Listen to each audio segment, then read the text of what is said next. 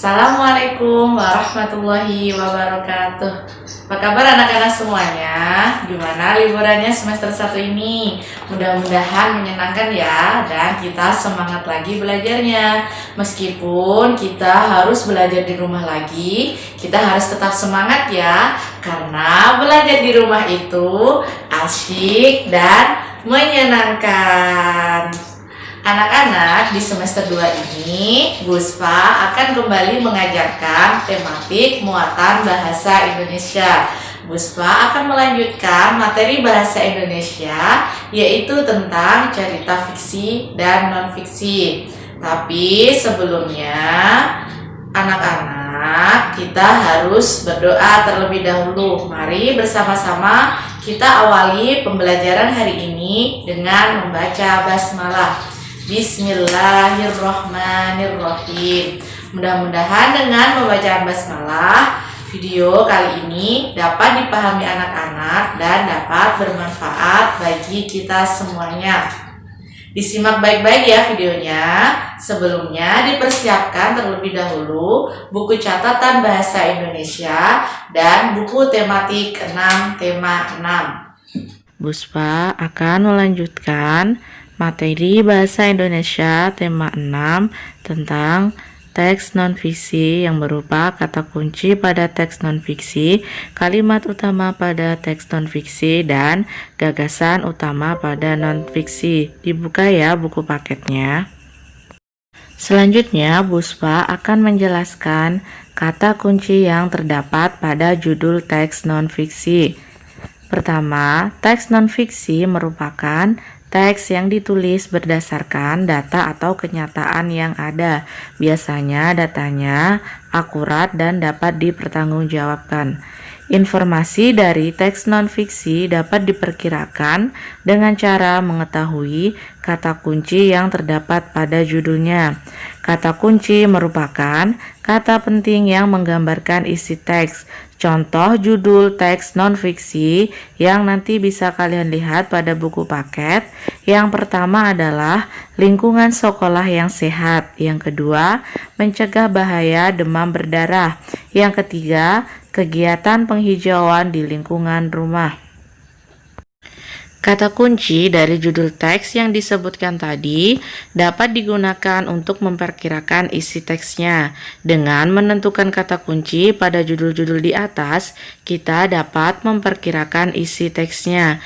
Contoh, bacalah judul teks berikut, lingkungan sekolah yang sehat, di mana kata kunci dari judul tersebut adalah yang pertama, lingkungan sekolah, dan yang kedua adalah sehat. Selanjutnya yaitu memperkirakan isi teks berdasarkan kata kunci dari judulnya. Bacalah judul teks berikut, mencegah bahaya demam berdarah. Kata kunci yang terdapat pada judul teks tersebut adalah yang pertama, mencegah, yang kedua, demam berdarah. Dan perkiraan isi teks tersebut adalah yang pertama, menjelaskan penyakit tentang demam berdarah. Yang kedua, menjelaskan alasan kita harus mencegah demam berdarah.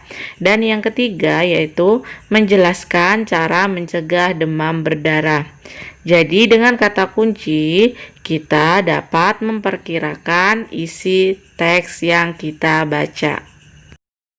Contoh selanjutnya yang akan Buspa berikan, diperhatikan ya.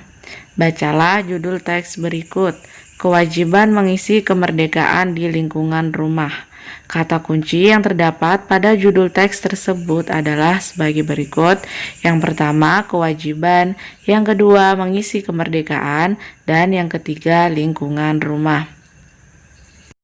Menentukan kalimat utama dalam teks non-fiksi. Ibu ulang sekali lagi, teks non-fiksi adalah teks yang berisi fakta atau hal yang benar-benar terjadi. Biasanya ini berdasarkan data yang akurat dan dapat dipertanggungjawabkan. Contoh teks non-fiksi yaitu berita, artikel, dan jurnal. Karena berita, artikel, dan jurnal merupakan berisi fakta yang benar-benar terjadi dan data yang didapatkan akurat dan dapat dipertanggungjawabkan. Setiap paragraf memiliki kalimat utama. Kalimat utama merupakan kalimat yang bersifat umum dan mengandung gagasan utama. Kalimat utama tidak selalu berada di awal paragraf, ia dapat berada di akhir, pertengahan, ataupun muncul bersamaan di awal dan di akhir paragraf. Kalimat utama memudahkan kita mengetahui inti dari sebuah teks. Berikut ini Buspa akan memberikan contoh menentukan kalimat utama dalam teks non-fiksi. Diperhatikan baik-baik ya anak-anak. Setiap warga negara kita memiliki hak yang harus diterima. Hak sebagai warga negara harus dipenuhi oleh negara. Tujuan pemenuhan hak warga negara adalah agar masyarakat hidup sejahtera. Kita memiliki banyak hak sebagai warga negara. Misalnya, hak mendapatkan perlindungan hukum, mendapatkan pekerjaan dan penghidupan yang layak, serta memperoleh pendidikan dan pengajaran. Kalimat utama paragraf di atas yaitu sebagai warga negara kita memiliki hak yang harus diterima, di mana kalimat utama tersebut berada di awal paragraf. Selanjutnya yaitu menentukan gagasan utama dalam teks non-fiksi. Setiap teks terdapat paragraf-paragraf yang mengandung gagasan utama. Kita dapat menentukan gagasan utama dengan cara membaca teks tersebut dengan cermat. Gagasan utama merupakan pokok pikiran setiap paragraf.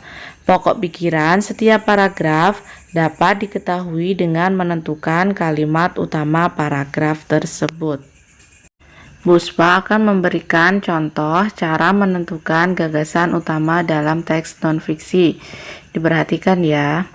Ragam tarian Indonesia mencerminkan kekayaan kebudayaan daerah Setiap daerah di Indonesia memiliki tari kreasi yang berbeda. Tari kreasi adalah tari yang gerakannya berasal dari pengembangan gerak tari tradisional. Tari kreasi tidak terikat dengan urutan, baik gerakan maupun aspek lain. Gagasan utama pada paragraf di atas yaitu keragaman tari di Indonesia, dan gagasan utama ini berada di awal paragraf. Baik anak-anak, kesimpulan dari video pembelajaran kali ini yaitu teks non-fiksi merupakan teks yang ditulis berdasarkan data atau kenyataan yang ada. Kata kunci merupakan kata penting yang menggambarkan isi teks. Contoh teks non-fiksi yaitu berita, artikel, dan jurnal. Kalimat utama merupakan kalimat yang bersifat umum dan mengandung gagasan utama. Kalimat utama tidak selalu berada di awal paragraf, di akhir paragraf atau pertengahan, atau bisa juga muncul bersamaan di awal dan di akhir paragraf. Gagasan utama merupakan pokok pikiran dari setiap paragraf. Paham ya anak-anak? Mudah-mudahan video pembelajaran kali ini dapat bermanfaat dan dapat dipahami oleh anak-anak semuanya. Sebelum Buspa menutup video pembelajaran pada hari ini, sebagai tugas evaluasi, kerjakan buku tematik 6, tema 6, halaman 48 sampai 51, 99 sampai 101, 146 sampai 147. Yang dikerjakan hanya yang muatan bahasa Indonesia. Diingat ya, hanya yang muatan bahasa Indonesia.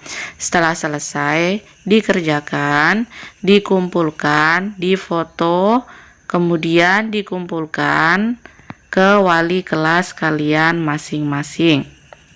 Ingat ya, yang dikerjakan hanya yang bermuatan bahasa Indonesia.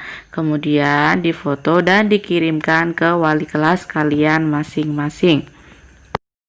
Baik anak-anak, demikian video pembelajaran hari ini tentang cerita fiksi dan non-fiksi. Mudah-mudahan anak-anak dapat memahaminya dan video kali ini dapat bermanfaat bagi kita semuanya. Dikerjakan ya tugasnya. Jangan lupa, meskipun kita belajar dari rumah, tetap semangat karena belajar dari rumah itu asyik, dan menyenangkan. Wassalamualaikum warahmatullahi wabarakatuh.